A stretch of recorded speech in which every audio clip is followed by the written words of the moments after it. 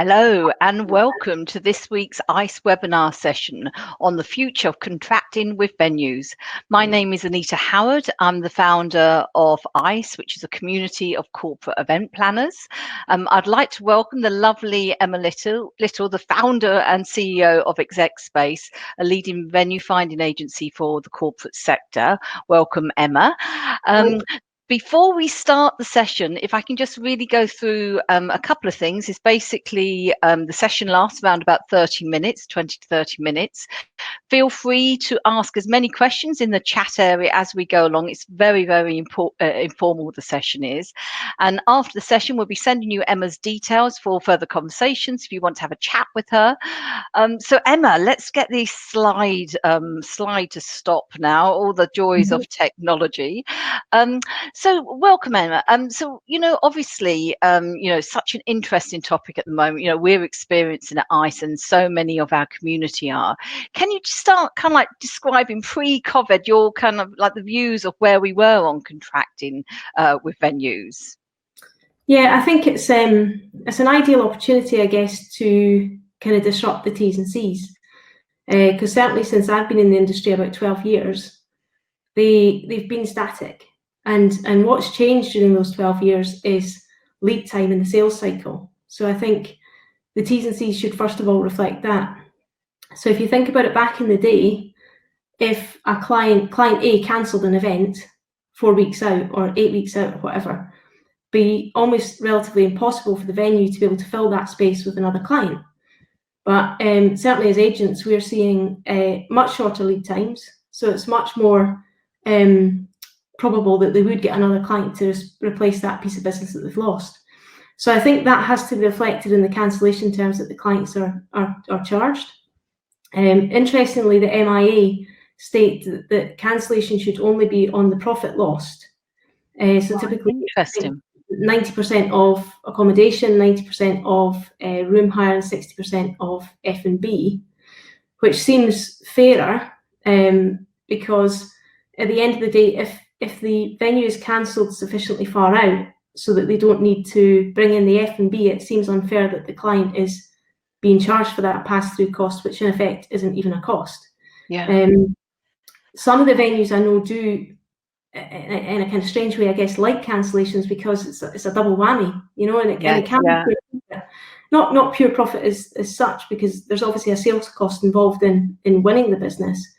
But I think it's an ideal opportunity to disrupt the T's and C's. And I guess I spend quite a bit of time thinking about it from a venue and a client point of view. Yes. And my observation would be that the accountability is too much focused on the client. So as in how far out they can cancel it. And it's like a contract should be pushing accountability onto both parties. So one thing we've kind of focused on recently is, sorry, I'm jumping a bit here, but if you, as an agent, if your client is unhappy with the service that they get from the venue, yes, which we take up on behalf of our client, believe it or not, 30% of the responses come back as, okay, if your client books this venue again, we'll give them 30% off their next event. And we're like, are you nuts? Like, the client's not happy in the first place with the event that you just did. Yeah. So why would you be so arrogant to assume that you're going to get a piece of business in the future? So I think the way that we make it fairer and more on the side of the client, albeit we need to protect the relationships with our venues as well, is we should be really trying to put SLAs into these contracts. Right, okay.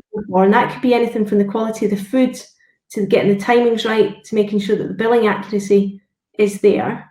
Yeah. And if it's not delivered, in the same way as a venue holds a client accountable for cancelling or postponing or reducing numbers, if the service isn't delivered as per the SLAs, then there should be a financial recognition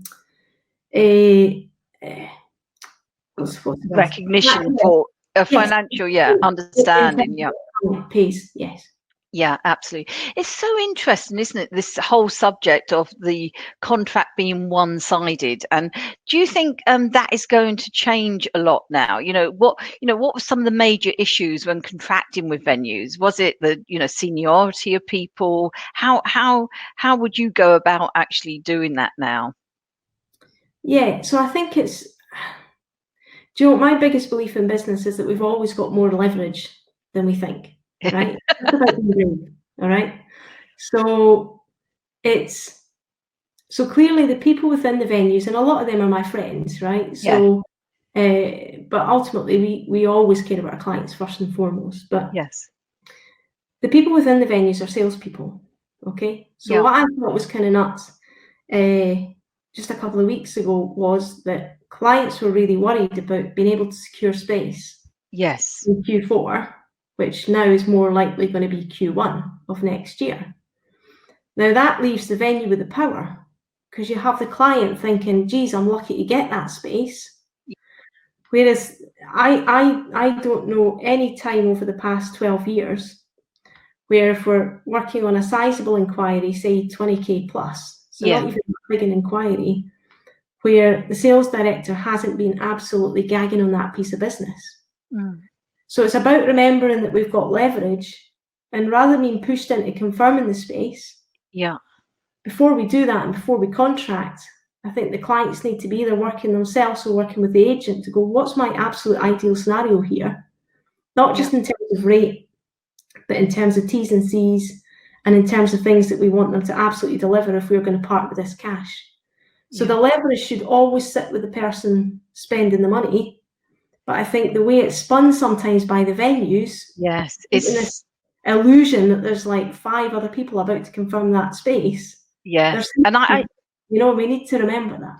yeah, and I think that is so interesting. I know obviously from many years of being in the business of, going to venues, there is a great fear that you might not be able to actually secure it unless you confirm it immediately. And I think that kind of, and maybe it's the level of person that we're dealing with often when we're looking at venues, we get the person who's just looking at sort of like the immediate fill up rather than actually the revenue that potentially it could deliver, isn't it? That's so important. Yeah, I think it's about the bigger picture. And I think sometimes there's unnecessary pressure put on clients to sign a contract. You must sign it in 10 days. Yeah. Like, people's heads aren't going to explode if that contract's not signed in 10 days. Yeah. Or, somebody else is interested in that space. Yeah. And it's not necessarily always the case. It's quite a lot of the time, because obviously we filter quite a lot of this for our clients. Yes. Quite a lot of the time, there's nobody else interested in contracting that space.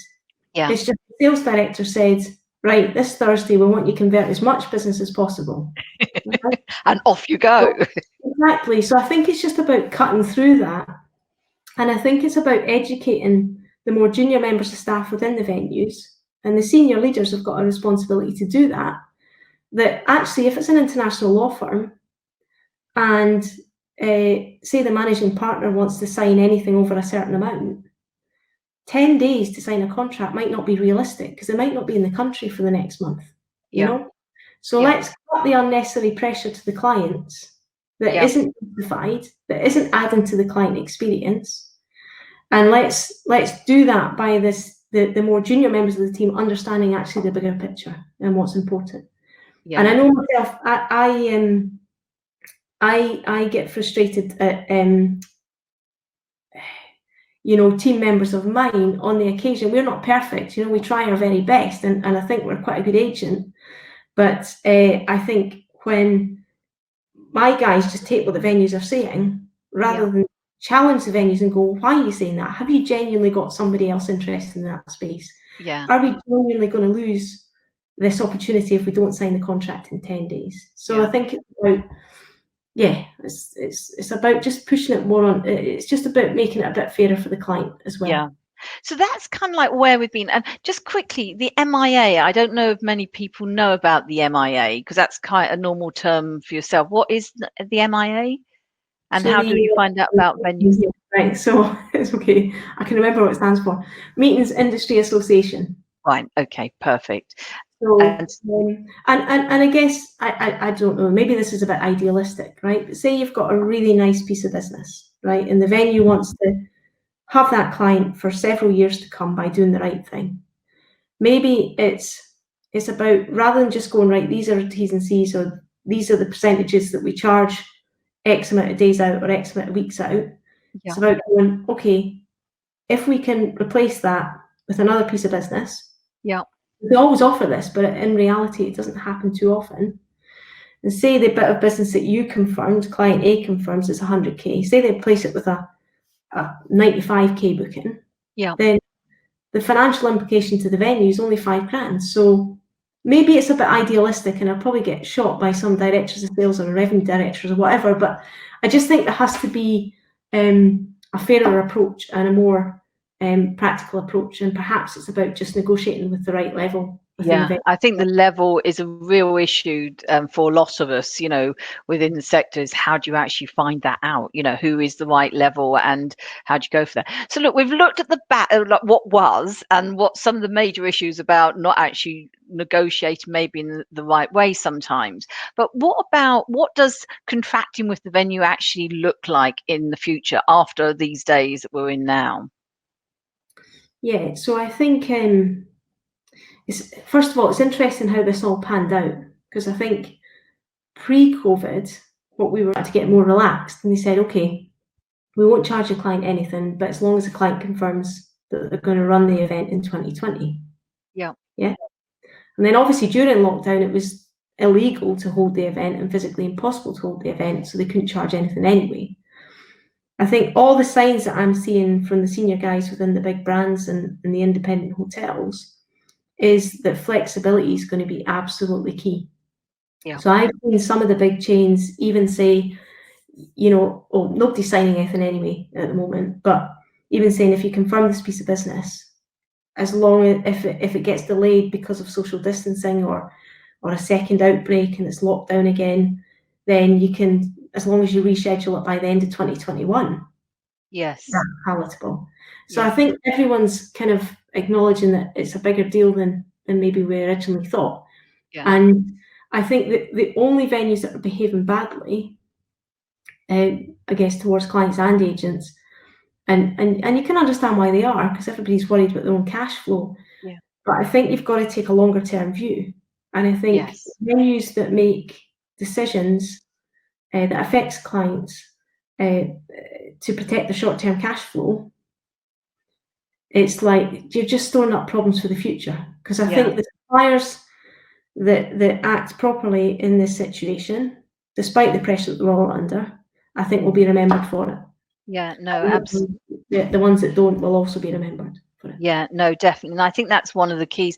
Is there a lot of venues now doing this cancellation, changing their T's and C's to actually reflect this whole change? Because obviously our community, there's a lot of people that have massive legal departments, so they'll be looking out for them and everything else. But for smaller people like ourselves, for example, are contracts now going to look different? Will they now change? Have you seen them changing? Yeah, I'd like to see them shorter, right? Because I think often far too much time, right, on these long contracts.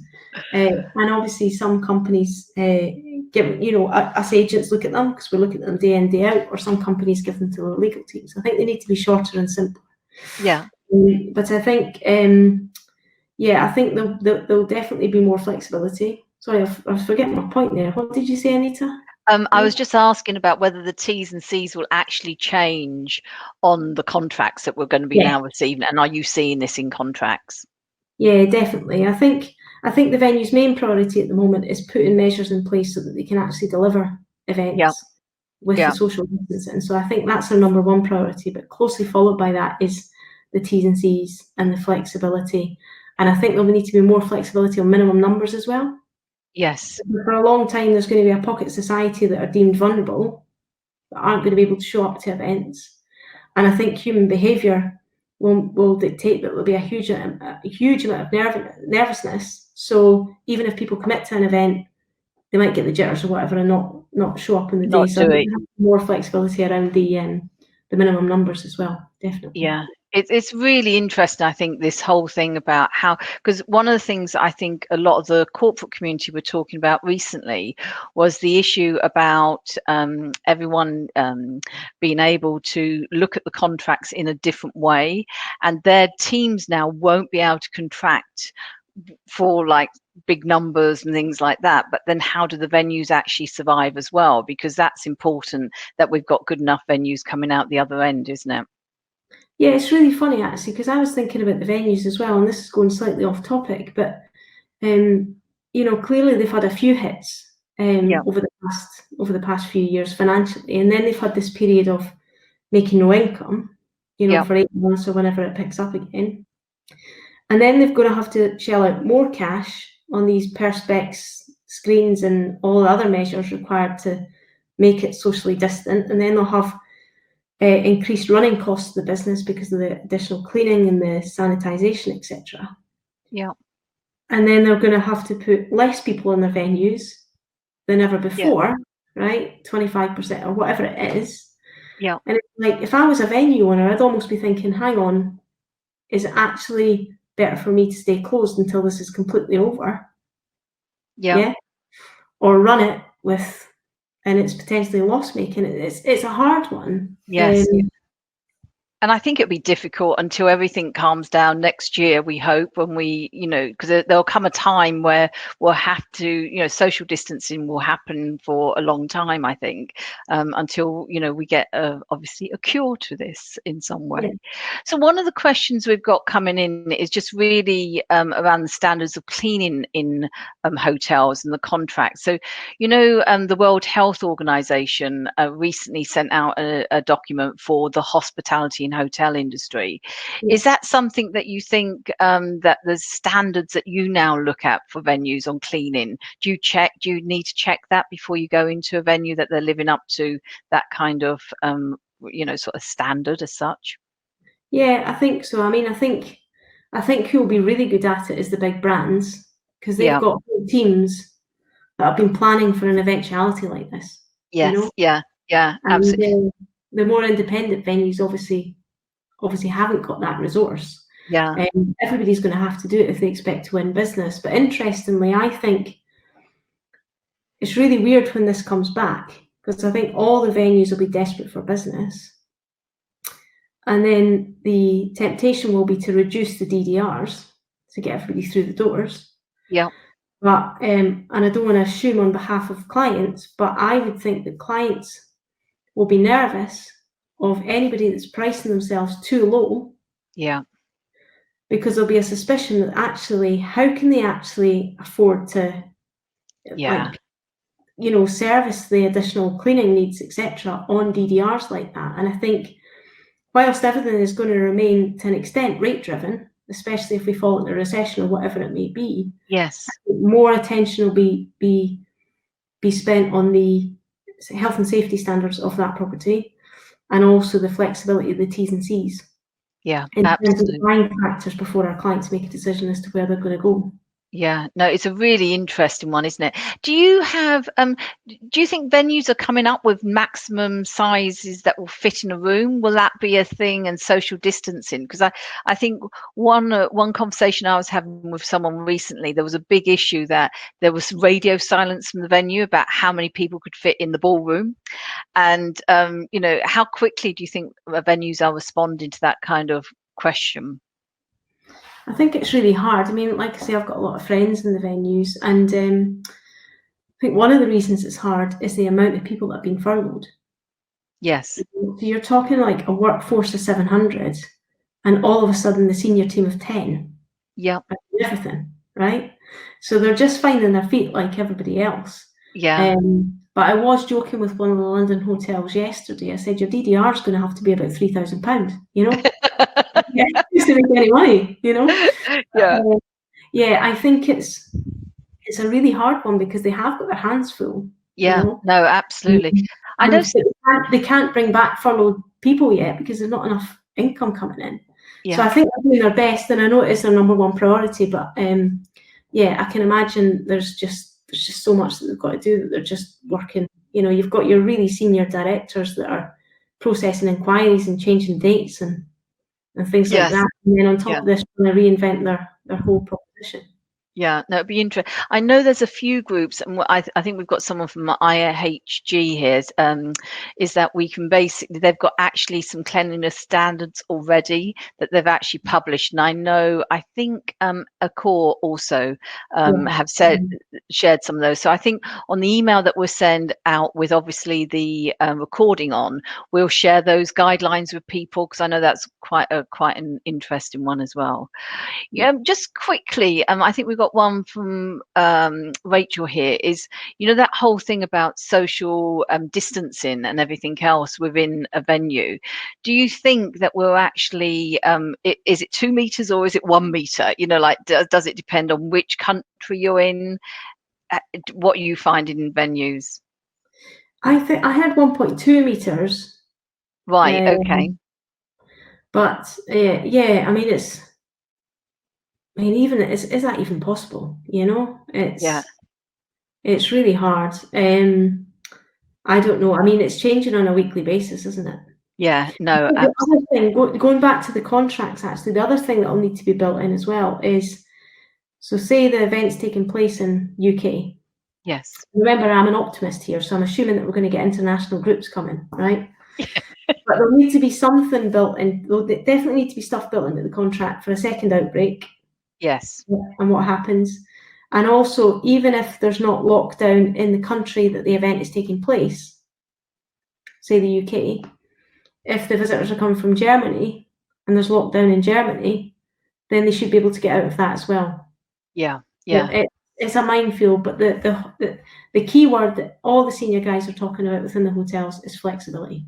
Yes, yeah, absolutely. And I think that's, starting off from what you were saying earlier on about how it was before and how, the venues had total control. I think that partnership approach and flexibility will actually change for the better.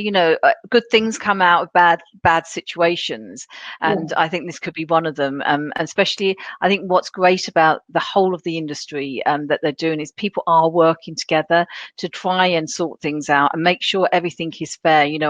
I've had one of my corporates report back saying they've had to cancel with some agencies, obviously, but they want to pay a reasonable fee to make sure those agencies and the venues are there going forward. We're coming up to our time now. We've gone past 20 minutes now. So I'll just take a couple of questions from the floor here. We've actually got, how do you navigate those negotiations? We've got Melissa asking here. She's tried to build a COVID-19 clause as part of her, force majeure, and the hotel legal team completely struck it out. Do you think she should just be pushing back on it? Yeah, I mean, it's hard. It's harder with the big brands as well. Yes. I think, I would just have a kind of no-nonsense approach. If they want that piece of business, right? Yeah. And presumably it'll be quite a nice piece of business. Yeah. This is your terms. Yes. And just be as strong as that, Yeah. It is difficult though, definitely. Yeah. But not be ridiculous, isn't it? But yeah, it's about being fair. Yeah. And I think it's about having the negotiation at the right level. Yes, yeah, absolutely. And it's about just being dead honest and saying, look, I'm trying to, as a head of events or an event manager, I'm trying to get you this business, right? Yeah. Because I like your venue and we've had a good relationship and blah, blah, blah, blah, blah. But the partner in charge, or the director in charge, is saying that this is a deal breaker if you can't do it. Yeah. So, and deadline them, like they deadline. You, and say, otherwise, I hate to say it, but I'm going to have to take my business elsewhere. Yeah. And play it like that, because first and foremost, the venues want the business. Yeah, absolutely. The whole industry is going to make no money, really, from mid-March till probably into 2021. That's certainly the cash flow that we're building at the moment. Yeah. So their first priority is going to be flexible. Yeah, absolutely. I think the question is basically be flexible is the big, how the contracts will look going forward. So I hope that answered Melissa's questions there.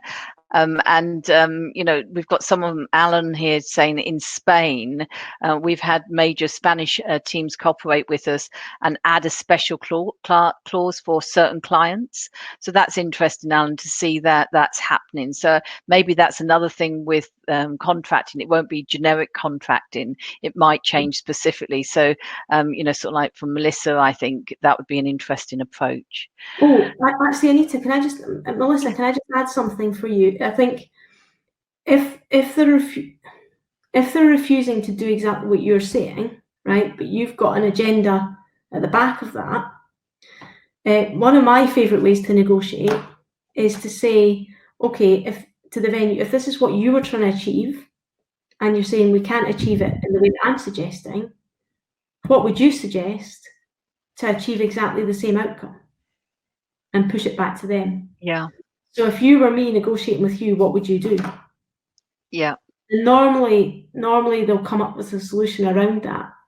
Yeah. No, it's that whole thing about, being very pragmatic sometimes and saying it's good to turn it back on someone, isn't it? And actually, like you get that answer from them, isn't it? Because you all want everyone to make money, because if you're selling at reduced rates or whatever, it's silly because you won't have a business going forward. So totally agree. We've got we'll take 2 more questions here if that's okay.